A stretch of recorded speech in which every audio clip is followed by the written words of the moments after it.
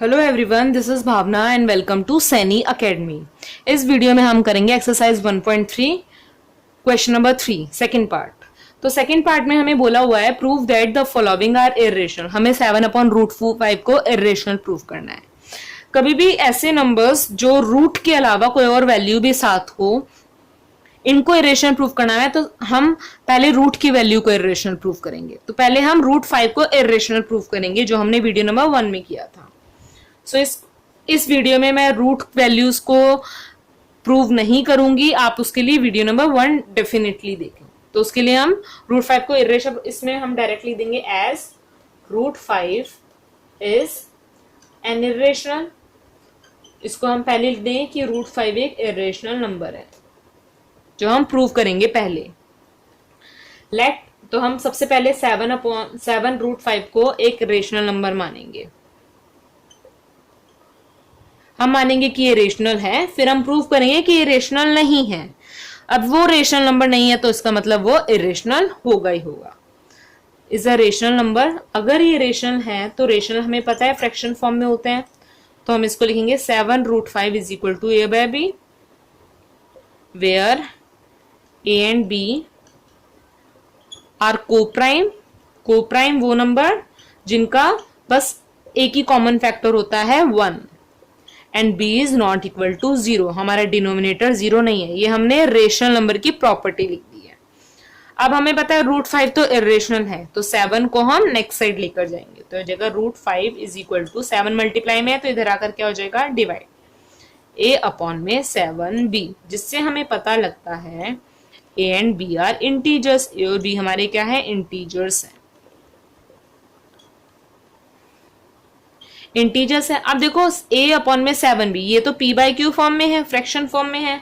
जो number fraction form में होते हैं उनको हम रेशनल बोलते हैं, तो हमने बोला कि ये रेशनल है। ऑल्सो अगर इज इक्वल टू के इस साइड वाली वैल्यू रेशनल है, इसका मतलब ये वाली वैल्यू भी रेशनल होगी, तभी तो ये इक्वल हुए। ऑल्सो √5 इज रेशनल, तो √5 भी एक रेशनल होगा। बट हमने ऊपर तो लिखा है कि ये रेशनल है, सो हम यहां पे लिखेंगे आवर कॉन्ट्राडिक्शन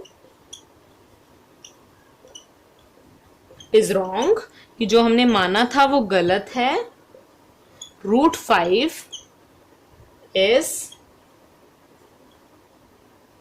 इरेशनल। हमने बोला कि अब हमारी कॉन्ट्राडिक्शन रॉन्ग है, √5 तो एक इरेशनल नंबर है।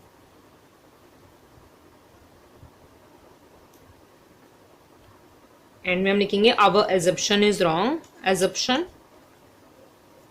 जो हमने यहां पे मानी थी कि एक रेशनल नंबर है,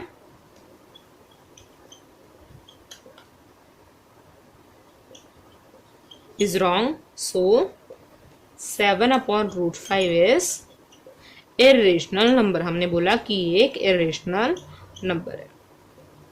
इसी के साथ हमारा सेकंड पार्ट भी कंप्लीट होता है। अब हम थर्ड पार्ट करते हैं। सो थर्ड पार्ट में हमारी वैल्यू है 6 + √2। अब √2 के साथ कोई और वैल्यू है तो सबसे पहले हम √2 को इरेशनल प्रूफ करेंगे, उसके बाद हम इस पूरी टर्म को रेशनल प्रूफ करेंगे। सो √2 को पहले आप रेशनल प्रूफ करना। हम इसमें डायरेक्ट लिखेंगे एज √2 इज इरेशनल नंबर।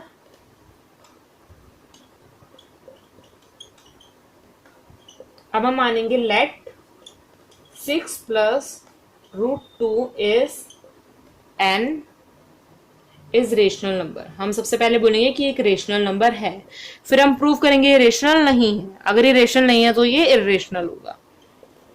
अब हमें पता है रेशनल नंबर फ्रैक्शन फॉर्म में होते हैं, तो हम 6 + √2 को a/b के इक्वल रख सकते हैं, है ना, क्योंकि रेशनल नंबर तो हमारे फ्रैक्शन फॉर्म में होते हैं जिसमें a and b are coprime. a और b हमारे कोप्राइम होते हैं। कोप्राइम वो नंबर जिनका एक ही कॉमन फैक्टर होता है 1, and b is not equal to 0। b हमारा 0 के इक्वल नहीं है, b जो डिनोमिनेटर है हमारा। तो अब हमें पता है √2 हमारा इरेशनल है, तो 6 को हम नेक्स्ट साइड लेकर जाएंगे, √2 को हम एक साइड पे ही छोड़ देंगे। a/b -6 इधर प्लस में, इधर जाकर क्या हो जाएगा, माइनस। अब एक नंबर फ्रैक्शन फॉर्म में और एक फ्रैक्शन फॉर्म में नहीं है, तो इन दोनों को हम फ्रैक्शन फॉर्म में लेकर आएंगे। एलसीएम लेकर ये हो जाएगी हमारी वैल्यू, जिससे हमें पता लगता है कि ए और बी हमारे क्या है, इंटीजर्स हैं। तो हम लिखेंगे A and B are integers.